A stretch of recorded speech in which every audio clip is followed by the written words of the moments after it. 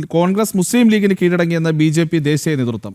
ദേശസ്നേഹ ഗാനത്തോടും ദേശീയ ഗാനത്തോടും കോൺഗ്രസിന് പ്രശ്നമുണ്ടാകുമെന്ന് BJP വക്താവ് പ്രദീപ് ഭണ്ഡാരി പറഞ്ഞു.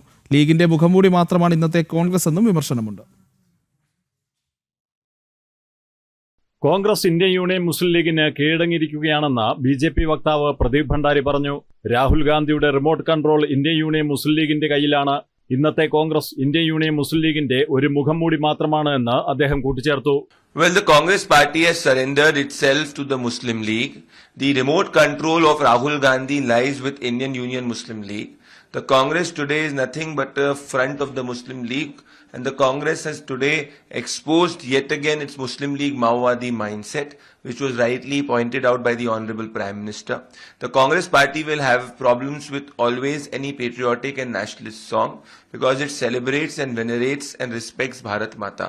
But the Congress party will never have a problem of backing the entire lobby which speaks about tukde tukde or Bharat ki barbadi hogi. Congress അതിന്റെ മുസ്ലിം league മനോഭാവം തുറന്നു കാട്ടിയിരിക്കുന്നെന്ന് പ്രദീപ് ഭണ്ഡാരി പരിഹസിച്ചു. ഏത് ദേശസ്നേഹ ഗാനത്തോടും ദേശീയ ഗാനത്തോടും കോൺഗ്രസിന് പ്രശ്നമുണ്ടാകുമെന്ന് പറഞ്ഞ BJP വക്താവ് തുക്കടെ തുക്കടെ എന്ന് പറയുന്ന മുഴുവൻ ലോബിക്കും പിന്തുണ നൽകുന്നതിൽ കോൺഗ്രസിന് ഒരു പ്രശ്നവുമില്ല എന്ന് കൂട്ടിച്ചേർത്തു. കോൺഗ്രസ് ഒരു അരികുവൽക്കരിക്കപ്പെട്ട പാർട്ടിയായി മാറിയെന്നും മുസ്ലിം പ്രീണനത്തിനായി ഭാരതത്തിന്റെ ദേശീയ താൽപര്യങ്ങളിൽ പോലും വിട്ടുവീഴ്ച ചെയ്ത് എത്രത്തോളം പോകാനും കോൺഗ്രസ് തയ്യാറാണെന്നും അദ്ദേഹം പരിഹസിച്ചു. സർക്കാർ രൂപീകരിച്ചതിന് തൊട്ടു പിന്നാലെ ഇന്ത്യൻ യൂണിയൻ മുസ്ലിം ലീഗാണ് കോൺഗ്രസിനെ നിയന്ത്രിക്കുന്നതെന്ന് കേരളത്തിലെ ജനങ്ങൾക്ക് മനസ്സിലായെന്നും അദ്ദേഹം കൂട്ടിച്ചേർത്തു.